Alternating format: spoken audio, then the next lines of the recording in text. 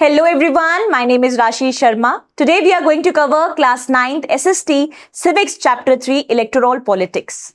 So today we are going to cover part 2 of this, which is what is our system of elections. So in this part or in this chapter we are going to cover many things which is really useful for us, क्योंकि हम समझेंगे elections क्या होते हैं, elections क्यों हमारे लिए बहुत इंपॉर्टेंट है. Clear? So let's start without wasting the time. आज की वीडियो में हम सिर्फ ये कवर करने वाले हैं what is our system of elections. But इसको कवर करने के लिए हम तुरंत एक छोटा सा रिवीजन कर लेते हैं पहले. Yes, so what is our system of elections. Elections क्या है सबसे पहले समझ में आ रहा है. सो elections, what is election? It is a system where people will choose their own leaders through voting. समझ में आ रहा है? And they can change them also. And this elections held regularly. Regular time के हिसाब से ये elections होते हैं, right? Why we need elections, बच्चे? We need elections because we people do not have that enough time and knowledge to think and think accordingly, right? So we need someone who can do everything on our behalf. सो हम इसलिए किसे choose करते हैं? हम representatives को choose करते हैं through election. समझ में आ गया? फिर हमने पढ़ा कौन सी ऐसी कंडीशंस हैं जो उस इलेक्शन को डेमोक्रेटिक इलेक्शंस बनाती हैं. जैसे कि इलेक्शंस होने चाहिए free and fair, one person one vote, regular time पे होने चाहिए,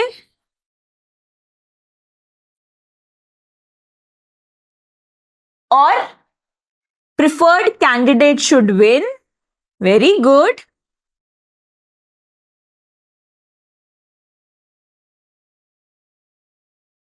and the last one is the multiple choices should be there. Obviously अगर हमारे पास में चॉइस ही नहीं होगी तो हम बेस्ट कैसे चूज करेंगे? ये बात समझ में. सो ये हमने कवर किया. Next is the merits and demerits of elections. समझ में आ रहा है? Not elections, competition. इलेक्शन का जो कंपटीशन होता है उसके मैरिट्स और डीमेरिट्स क्या होते हैं. अगर मैं डीमेरिट्स की बात करूं बच्चे, सबसे पहले डिसयूनिटी. लोगों में अपने आप में ही क्या हो जाती है? डिवीजन क्रिएट हो जाता है, डिसयूनिटी क्रिएट हो जाती है. लोग डर्टी ट्रिक्स यूज करते हैं इलेक्शंस को जीतने के लिए. अनहेल्दी कंपटीशन हो जाता है. क्लियर है? और अगर मैं मैरिट की बात करूं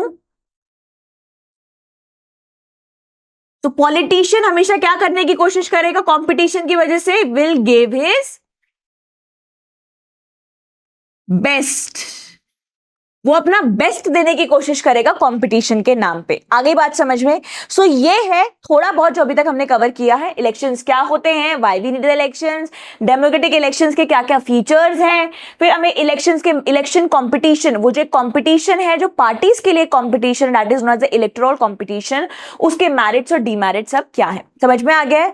now what we are going to cover is what is our system of elections. हमारे यहां कौन सा सिस्टम ऑफ इलेक्शन है. So let's start it without wasting the time. हमने रिवीजन भी कर लिया है, हमारे दिमाग में क्लियर भी हो गया है कि हमने अभी तक क्या क्या पढ़ा है, इलेक्शन क्या होता है, इलेक्शन क्यों चाहिए. Everything is clear in our mind. अब हमें ये ज्यादा अच्छे से समझ में आएगा. So let's start.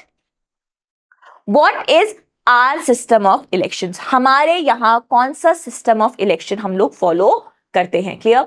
Lok Sabha and Vidhan Sabha elections. ठीक है, मैं एक चीज आपको समझा देती हूं. लोकसभा इलेक्शन से हम लोग किसे चूज करते हैं बेटा? We choose our own PM.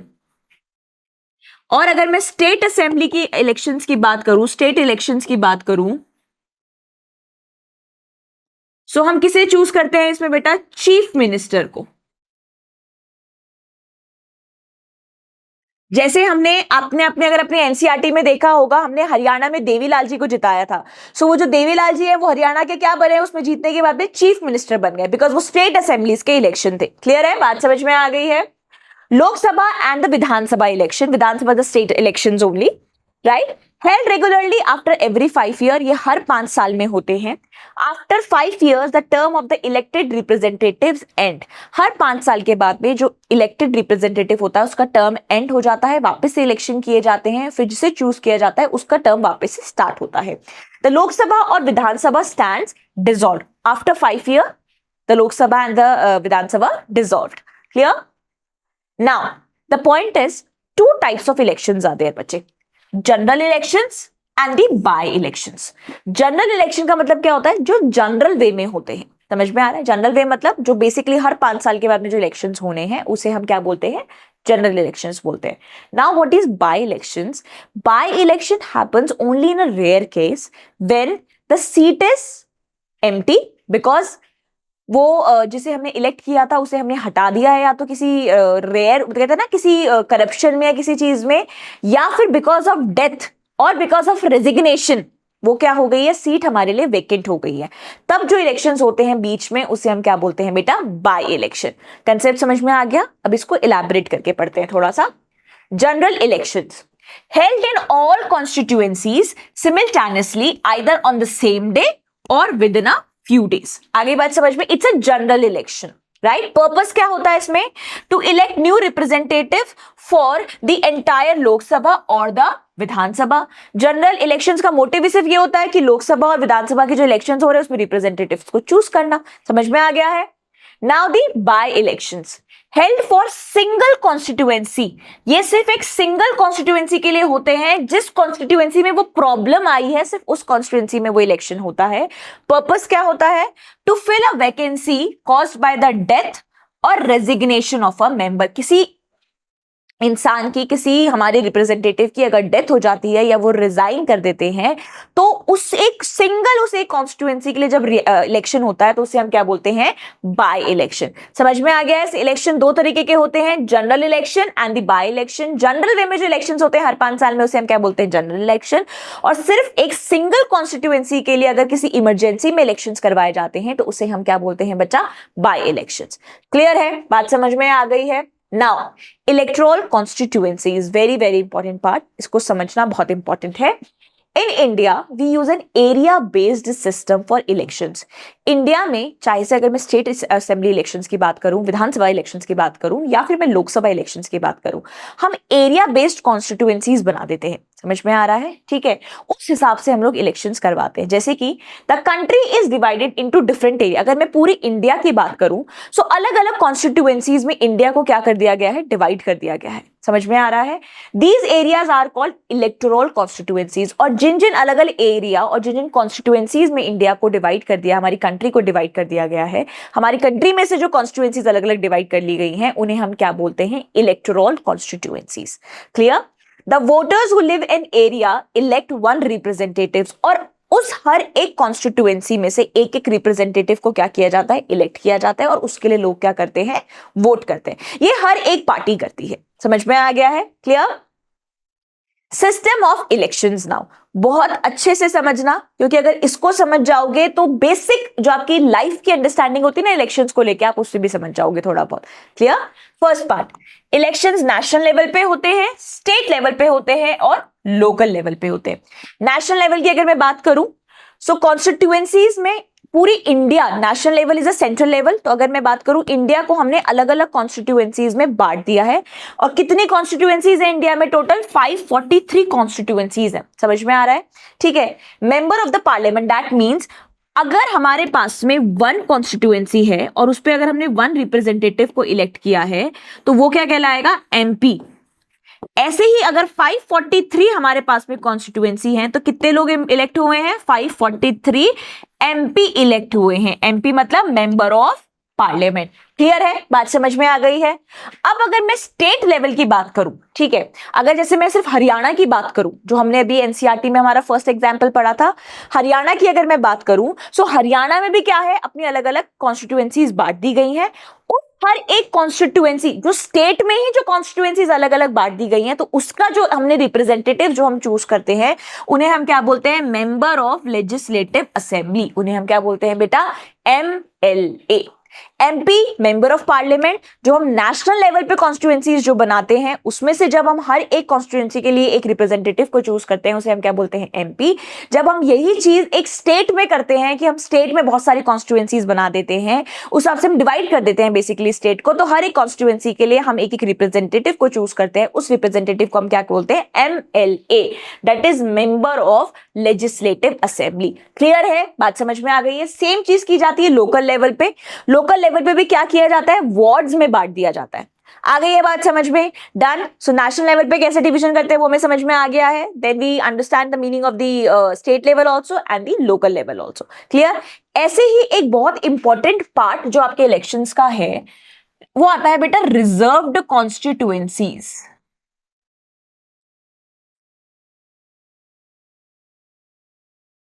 ठीक है जी, रिजर्व्ड कॉन्स्टिट्यूएंसी का मतलब क्या है। In India, some constituencies are reserved for people from scheduled caste and scheduled tribes. In an SC reserved constituency, only someone from the SC caste can stand for the election. मैं आपको समझाती हूँ इसको। Just for suppose, India में कितनी constituencies हैं बेटा, 543। हम मान के चलते हैं 5 कॉन्स्टिट्यूएंसी किसके लिए रिजर्व कर दी है हमने, 5 constituencies we have only reserved for the, मैं यहां लिखती हूं, आप वापस देखो एक बार, 543 constituencies है हमारे पास में, और उसमें से 5 constituencies हमने क्या बना दी है, रिजर्व्ड बना दी है, रिजर्व्ड कॉन्स्टिट्यूएंसी बना दी है। दैट मींस ये जो 5 रिजर्व्ड कॉन्स्टिट्यूएंसी हमने बनाई है, इन 5 सीटों पर सिर्फ कौन खड़ा होगा, SC और ST। अगर ये 5 सिर्फ SC के लिए रिजर्व्ड है तो इस 5 पे सिर्फ कौन खड़ा होगा, SC इलेक्टेड रिप्रेजेंटेटिव, मतलब जो एक पॉलिटिशियन खड़ा होगा वो कौन खड़ा होगा, सिर्फ SC कास्ट का होगा। अगर इन 5 सीट में, इन 5 में से 5 की 5 किसी ST के लिए रिजर्व करी गई है, so only an ST candidate will come on this seats. आगे बात समझ में, तो इसे हम क्या बोलते हैं, reserved constituencies. Same goes for the ST। In the Lok Sabha, 84 seats are reserved for SC and 47 for ST. So वैसे ही अब आप देख लो, अगर मैं बात कर रही हूं, अभी जस्ट हमने क्या पढ़ा था कि 543 कॉन्स्टिट्यूएंसीज में से कितनी कॉन्स्टिट्यूएंसीज रिजर्व्ड हैं SC के लिए और कितनी कॉन्स्टिट्यूएंसी रिजर्व्ड है ST के लिए, जस्ट हमने कवर किया था अभी। चलें, so we will cover it again. देखो, in the Lok Sabha 84 seats are reserved for SC. That means 543 seats में से कितनी है, 84 seats किसके लिए रिजर्व्ड है बेटा, SC के लिए रिजर्व्ड है, and 47 seats are reserved for SC। आगे बात समझ में क्लियर है। सो जो 543 नंबर हमने पढ़ा था नेशनल लेवल का, उसमें से रिजर्व्ड कॉन्स्टिट्यूएंसी भी है, दैट इज 84 एंड 47। आगे बात समझ में, तो इन 84 सीट्स और इन 47 सीट्स पे only and only SC and ST candidate will only apply. आगे बात समझ में, रिजर्व कॉन्स्टिट्यूएंसीज हम किसे कहते हैं, clear. This number is fair and matches their population. ये जो नंबर है ये ऐसे ही इलेक्ट या ऐसे ही चूज नहीं किया गया है, ये उनके पॉपुलेशन के हिसाब से निकाला गया है, and which is really fair.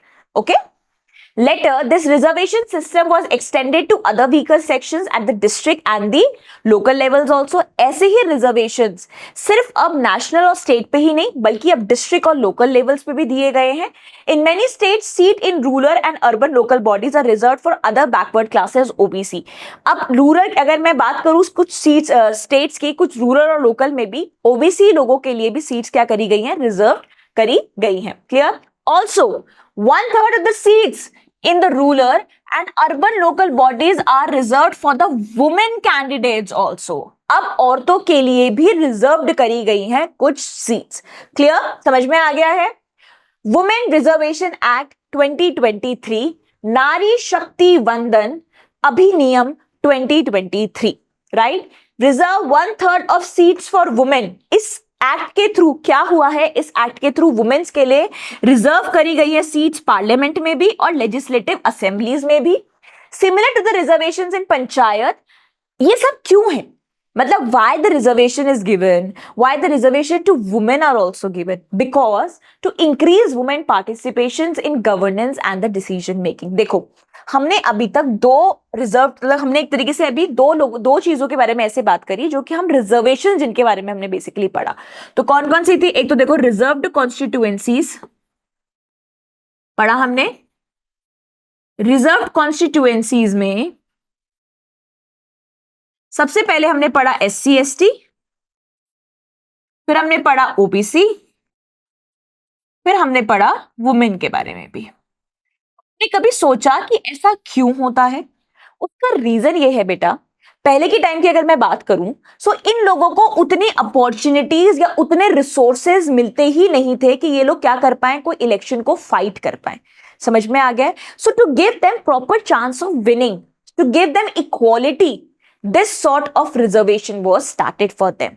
आगे बात समझ में क्लियर है? ना तो इनके पास में इतनी पढ़ाई लिखाई थी, ना इतने इनके पास में रिसोर्सेज थे, ना इनके पास में उतनी अपॉर्चुनिटीज थी। ये लोग तो कभी फाइट कर ही नहीं पाते। So to give them equal chance of participating in ruling of the country, reservations are been given to them. Clear है? बात समझ में आ गई है यहां तक? Who can vote? Now the point is, ma'am हमने ये पढ़ लिया इलेक्शंस किसे कहते हैं, इलेक्शंस क्यों होते हैं, इलेक्शंस की अच्छी चीजें क्या हैं, बुरी चीजें क्या हैं, सब कुछ हमने पढ़ लिया। इवन हमारे यहाँ किस टाइप का इलेक्शन है हमने वो भी पढ़ लिया, लोकसभा भी पढ़ लिया, स्टेट असेंबली इलेक्शंस भी पढ़ लिए, इलेक्टोरल कॉन्स्टिट्यूएंसीज भी पढ़ लिया, रिजर्व्ड कॉन्स्टिट्यूएंसीज भी पढ़ लिया, सारा डिवीजन भी हो गया साथ साथ में। क्लियर? अब हम पढ़ने वाले हैं इलेक्शंस में वोट कौन कर सकता है। ऑब्वियसली हम कर सकते हैं, but there are some rules and regulations, वो हमें फॉलो करने पड़ेंगे when we are talking about the voting system. Clear? Every citizen age 18 years and above can vote in an election. Very first requirement is the, आपकी उम्र 18 साल या 18 साल से ज्यादा होनी चाहिए। Every citizen has a right to vote regardless of their caste, religion और gender. Very important. आप कोई से भी कास्ट से बिलोंग करते हैं, कोई से भी रिलीजन से बिलोंग करते हैं, आप कोई से भी जेंडर है, क्लियर?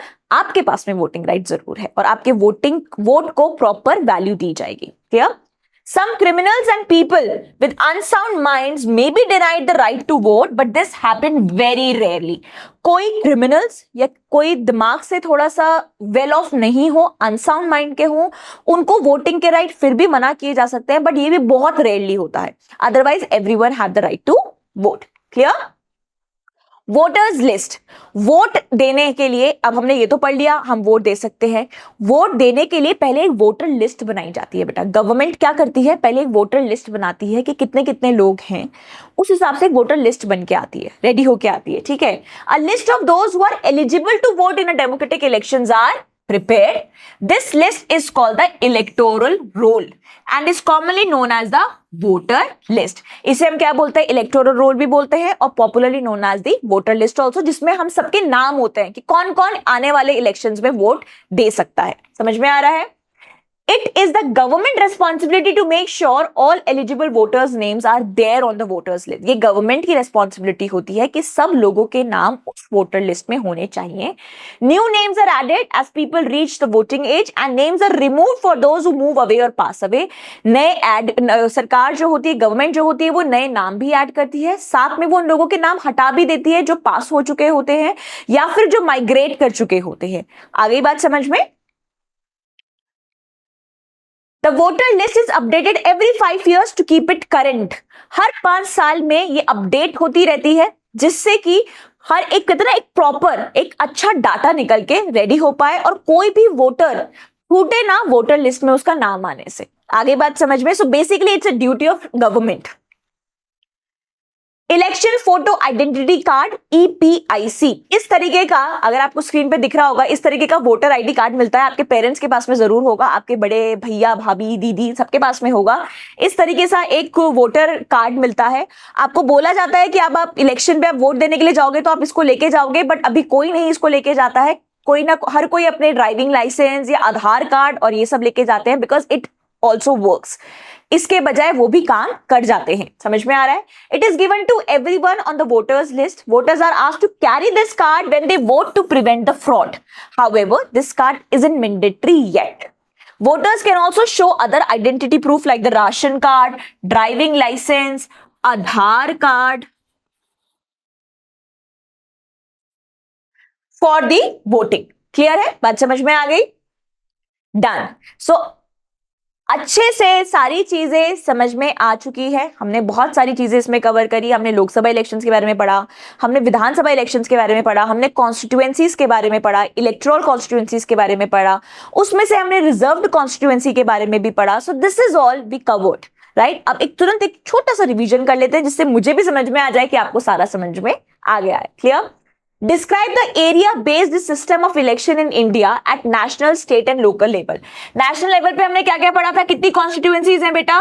543 कॉन्स्टिट्यूएंसीज है। मेंबर्स को हम क्या बोलते हैं? एमपी बोलते हैं।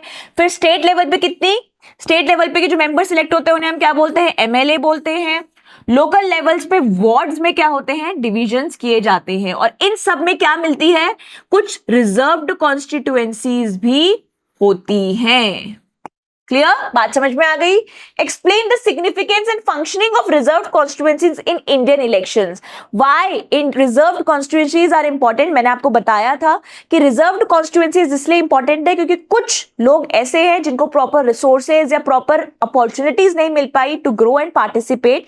सो to give them the proper opportunities, उसके लिए क्या करा गया? कुछ रिजर्व्ड कॉन्स्टिट्यूएंसीज बनाई गई हैं। उनके लिए क्या किया है? अगर मैं उनकी वर्किंग की बात करूं, फंक्शनिंग की बात करूं, तो उनको प्रॉपरली क्या दिए हुए हैं? कुछ ना कुछ एक नंबर्स दिए हुए हैं, उस अकॉर्डिंग वो हर एक जगह पे उनको मतलब स्पेस मिली हुई है। जैसे लोकसभा की अगर मैं बात करूं तो उनको 47 सीट्स मिली हुई है। सो इस तरीके से प्रॉपर रिजर्व्ड कॉन्स्टिट्यूएंसीज हमारे यहाँ पे बनाई गई है।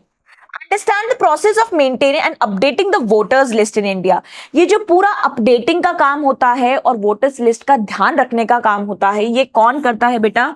गवर्नमेंट करती है। हर 5 साल में जो होती है गवर्नमेंट अपडेट करती रहती है हमारी वोटर्स लिस्ट। उसका रीजन ये होता है कहीं कोई पास नहीं हो गया हो, या फिर कोई माइग्रेट नहीं कर गया हो, या फिर कोई 18 साल का अब ना हुआ हो। समझ में आ रहा है? सो this is all is in the hand of the government only. Am I clear with this? अच्छे से समझ में आ गया है हमने क्या क्या अभी तक कवर किया है? चलें, so let's do the quick revision to the question answers. मैं फिर से कह रही हूं, हम सिर्फ पहले ऑप्शंस को ढंग से पढ़ेंगे, then we'll go with the right option. How many constituencies are there for Lok Sabha elections in India? 543, 545, 550 or 500? So the right answer is the 543 constituencies. और इन कॉन्स्टिट्यूएंसीज में रिजर्व्ड कॉन्स्टिट्यूएंसीज भी होती हैं। Clear? In an SC reserved constituency stand for election. अगर कोई constituency reserved है SC के लिए, तो उस एससी रिजर्व्ड कॉन्स्टिट्यूएंसी के लिए कौन खड़ा हो सकता है? Anyone from any caste, only from the scheduled caste, only women candidate, anyone from the scheduled tribes. तो एससी कास्ट के लिए है तो obviously who will stand? Only from the scheduled caste. Answer will be B. Clear है?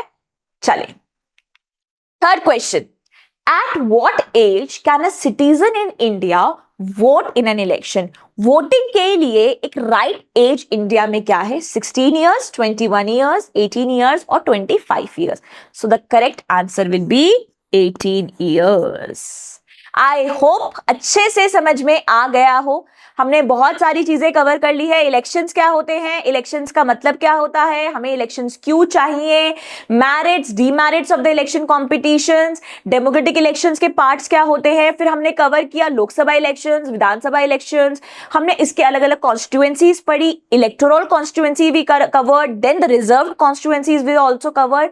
ये सब हमने cover कर लिया है और मैं फिर कहती हूं आपको इस चैप्टर में से सारे के सारे स्ट्रेट क्वेश्चंस बन के आएंगे। So make quick revision notes and start learning them. Thank you so much everyone.